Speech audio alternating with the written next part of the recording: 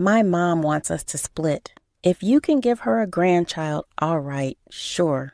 But I'm pregnant, though. Huh, I'm Anna, a housewife in her 30s. I live with my husband, a salaried employee.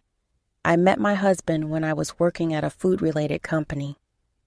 I fell for his occasional charming smile during our many business discussions. So I asked him out myself. When I asked him out, he said, "Sorry, I'm happy, but I have a girlfriend," and rejected me. But 1 month later, he asked me out, saying, "I broke up with her.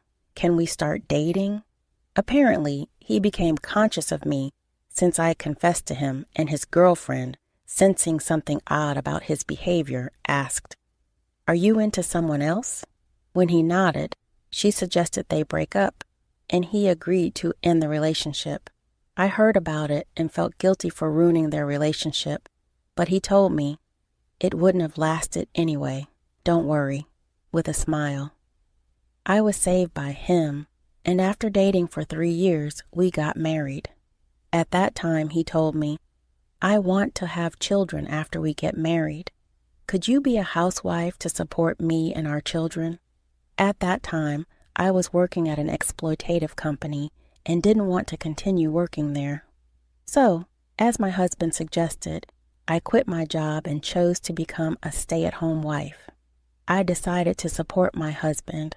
The transition from working as an employee to becoming a full-time housewife was surprisingly difficult and a continuous series of confusion, but I didn't let it bother me because our newlywed life was smooth sailing and I was always at the peak of happiness.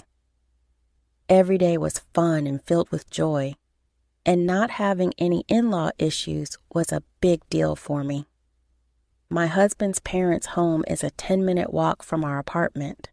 When I found out, I thought they might frequently visit and give me a hard time, but that fear was unfounded. My in-laws were very kind people, and they would come all the way to our house to teach me patiently and kindly, even when I just had a little question. They never complained to me for not being able to conceive a child soon, and even said, "I love you more than any grandchild. I've always wanted a daughter because there are only men in our house except for me. Please let me love you like a real daughter from now on." I love my mother-in-law for that, and I trusted my father-in-law, who was a man of few words but very reliable. But such warm treatment only lasted for the first few years. As years passed, the attitude of my in-laws changed little by little. My father-in-law became even quieter, and my mother-in-law had changed so much that I doubted if she had a double personality. No, this might be the real mother-in-law. To give you an idea of how much she changed, would it be easy to understand if I said she went from plus 100 to minus 100? At this point, my mother-in-law had become rather tough on me. Because we live nearby, she frequently pops by our house, and when my husband isn't around, she nags at me over and over. She pressures me to have a child soon, saying, "I want to see my grandchild already, and that's your duty as a wife." Not too long ago, she was telling me that children are gifts from heaven and that they come naturally when the time is right, so there's no need to rush. Moreover, my mother-in-law compares us to other families, saying, "I heard the family next door just had a baby and the lady next door is pregnant." This has added even more pressure on me. However, no matter how much my mother-in-law pushes me to have a child, it doesn't matter if my husband isn't on board. At the beginning of our marriage, my husband did say he wanted kids, but about a year after we got married, he seemed to lose interest altogether. Even when I tried to initiate, he would turn me away saying, "I'm tired. Let's do it some other day," or "You're bothering me." I'm trying to play my game. Even when I explain this to my mother-in-law, she doesn't seem to understand or empathize, and she continues to pressure me about having a child. causing my stress level to build up day by day. Feeling overwhelmed by my mother-in-law's constant nagging, I confide in my husband about how hard it's been getting pressured to have kids. Then my husband, although a bit begrudgingly, said, "I don't see the need to rush, but I agreed to make more effort to have a child together." So we both put in the effort. But no matter how long we waited, I never became pregnant. Even throughout this time, my mother-in-law kept accusing me of not putting in enough effort and even went as far as to spare my husband from any blame. I even started to suspect that the stress from my mother-in-law was affecting my ability to conceive. Unable to withstand the pressure from my mother-in-law anymore, my husband and I finally decided to seek fertility treatments. Just when I thought I could finally breathe a sigh of relief, a new problem arose concerning my husband. Ever since we started fertility treatment, he's been acting cold towards me. He comes home from work and immediately goes into his room to play video games, often ignoring me when I try to talk to him. That alone would have been bearable, but things took a turn for the worse when he started getting angry about me for spending a little money on sewing materials, my hobby on stressful days from work. He'd take out his frustration out on me. Whenever I tried to argue back, he'd quickly lose his temper and lash out at me, repeating over and over again, "Who do you think is providing for you? You're just a freeloader," and continue to behave selfishly, even when I remind him that I only quit my job because you wanted me to. He doesn't seem to listen. One day, amidst all the ongoing chaos, my husband, who should have been off to work, was at home playing video games. When I asked, "Aren't you going to work?" he responded, "I quit." Apparently, my husband quit his job without even discussing it with me. Shocked, I asked him why he quit. Then he snapped, saying, "Get out of my business," and got angry. Frustrated by his uncooperative attitude, I couldn't help but accept the fact that what's done was done. I wasn't panicking about our finances, as I thought we could live off of unemployment benefits and our savings. However, it became stressful when I noticed that my husband wasn't interested in finding another job. With his job gone, my husband started staying home all day. I wish he would go out more, but his hobby was gaming. Aside from the occasional trip to the nearby convenience store for cigarettes, he was at home all day playing his video games. Compared to when he was employed, the time we spent together dramatically increased. If this was back in the days when we had first started dating, I might have perceived this as a good thing, having more time for intimacy, but not anymore. The amount of time spent together with my husband, who, like my mother-in-law, went from being a plus 100 to a minus 100, only meant more marital disputes. Gradually, we realized that even just talking to each other was becoming stressful, leading to less and less conversation. I began to wonder, what's the point of continuing this marriage? I started feeling the limits of our current lifestyle and started thinking about ways to break free from it. One day, fed up with my husband wasting his time gaming at home, I finally lost my patience and snapped, "You're not a child. Stop playing games all the time. Find a job already." In response, my husband said, "Speaking of which, my mom told me to divorce you if you can't give her a grandchild."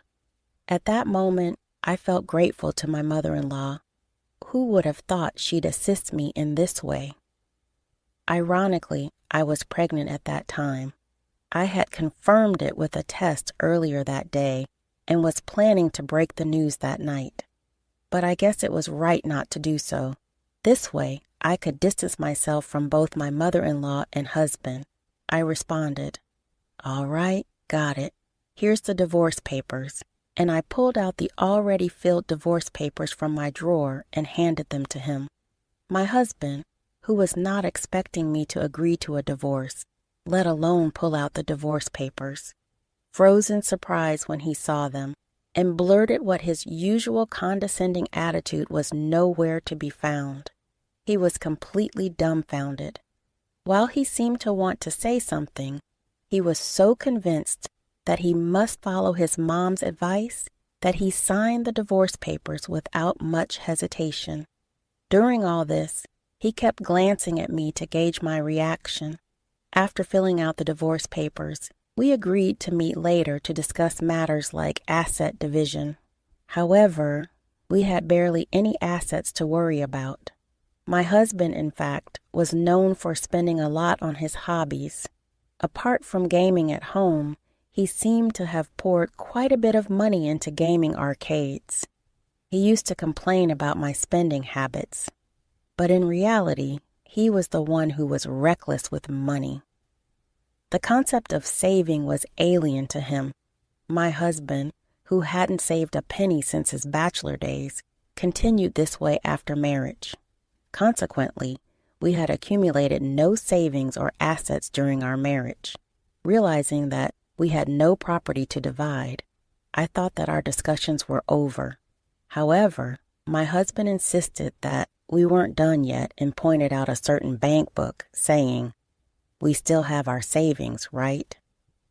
Indeed, that account had a substantial amount of savings, and my husband suggested that we divide it, but that savings account was not subject to property division. "This is the money I saved before we got married, so it doesn't count in the property division," I explained. My husband's face grew pale rapidly upon hearing this. Even so, he blurted out, "Oh, right. This condo should be subject to property division, right? After all, I lived here too." With a cruel smile, I laid out the harsh truth. "Unfortunately, the condo is under my name, so you have no right to it. Besides, I've already put it up for sale, so you can't live here anymore. You should move out as soon as possible to avoid any inconvenience," I told him. I had been saving up for a larger home in the future, predicting that the condo would become too small before marrying my husband. I enjoyed saving money. Even as a salaried employee, I had managed to accumulate a significant amount of savings. With those savings, I had even bought this condo during my single years, so I did have some wealth to my name. With the funds from selling the condo, I could even build a decent house downtown. Of course, all those assets belonged to my pre-marriage life and were not subject to this property division. My husband seemed unaware of this, though. He must have thought he would get half my assets, but how unfortunate for him. Upon learning that he wouldn't be part of the property division, my husband was in a state of shock. We continued to talk, but he couldn't shake off his daze as there was nothing more to discuss. The conversation ended quickly. We then submitted the divorce papers to the authorities. Our divorce was finalized without any trouble. A few months later, I moved back to my parents' house. With their support, I safely gave birth to a baby. It was a healthy baby boy. I named him Richard, a strong name with ambition. Now, I'm spending every day fulfilling my life with my beloved child and parents. Of course, I haven't told my ex-husband. I'm sure if he found out, my former mother-in-law would storm in demanding, "Give me my grandchild." Meanwhile, after being ousted from the condo, my ex-husband returned to his parents' home. However, he was apparently so shocked by how quickly they accepted our divorce that he became a social recluse. I've heard that even when he rarely goes out, his appearance is so suspicious that he's frequently stopped and questioned by the police. How pitiful he is. I heard later on that the reason my ex-husband quit his job was due to strained relationships at work. Apparently, he was even rude at work and especially disliked by female colleagues. He eventually got ignored by everyone. Unable to bear such a situation, he abruptly quit his job one day. Perhaps he's always been this way. He only acted kind in front of me. What a wolf in sheep's clothing. 3 years later, I'm now working as the manager of a craft store. When I became a regular at a local craft store, the owner approached me. I'm getting old and thinking about retiring. If you're okay with it, could you take over the store, Anna? She proposed. At that time, my parents were very supportive with childcare, so I had a lot of free time. I was considering getting a job again, and if I declined, this store would disappear. That would be inconvenient for many regular customers. So, with these thoughts, I decided to take over the store today. As I was serving occasional regular customers, a pair of unexpected guests paid me a visit. Yes, those unexpected guests were none other than my former mother-in-law and ex-husband. "Well, this is quite a nice shop for you, isn't it?" she said. "Sure, Mom. Look, this fabric seems like it would suit you," I replied, fed up with their transparent flattery. I asked, "So what brings you here then?" My former mother-in-law came out with something unintelligible. "Give me my grandchild back." Apparently, she had somehow learned that I had given birth and was intending to make my child the heir to their family home. When I brought up divorce, "You were already pregnant. Why did you keep quiet? If I'd known, I wouldn't have divorced you," my ex-husband started accusing me. Obviously, I wanted the divorce. "If you knew I was pregnant, you would have done anything to prevent it," I shot back at him and my former mother-in-law. Then, my former mother-in-law starts talking nonsense again. "So, are you going to give me my grandchild back or not? I want to live with my grandchild as soon as possible. You've had your time with him. You've been with him for 3 years now. Give him to me." Just as I was flabbergasted, my parents and my son Richard appeared and asked, "What's going on? Is there a problem?" It seems they had been alerted by a regular customer and came rushing over.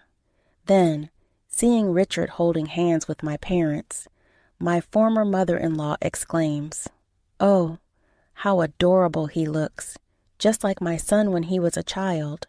Look, I'm your grandma." She tried to approach Richard. I tried to stop her, but it turned out I didn't have to. Richard proclaimed, "I only have one grandma," and clung to my mother. "So, given the circumstances, perhaps it's best you leave," my mother suggested to my former mother-in-law. "Never mind that, just hand over the kids." My ex-husband tried to forcefully snatch Richard away from my parents. I stepped in front of my ex-husband to protect Richard, but being much less physically imposing, I was easily brushed aside. "Richard, watch out." There were just a few inches left before my ex-husband could grab Richard's arm, but then my ex-husband flew in the air. Looking up, there was my father, having just executed a perfect over-the-shoulder throw. Yes, my father had thrown my ex-husband at the very last moment. Turns out, my father was a police officer, and his judo skills were so good that he had competed in national championships in his student days. My ex-husband, who knew nothing of this, was unable to utter a word from the pain, and could only look at my father with a pitiful expression. "Well then, if you plan on causing any more trouble for my children or grandchild, we may have to involve the authorities." "What will it be?" my father asked, showing his police badge to my former mother-in-law. Seeing this, my former mother-in-law, her face pale, grabbed my ex-husband's hand and fled. Since then, I've had no idea what became of my former mother-in-law and ex-husband. Not that I want to know, of course. A few years later, inspired by my father, Richard started aiming to become a police officer himself.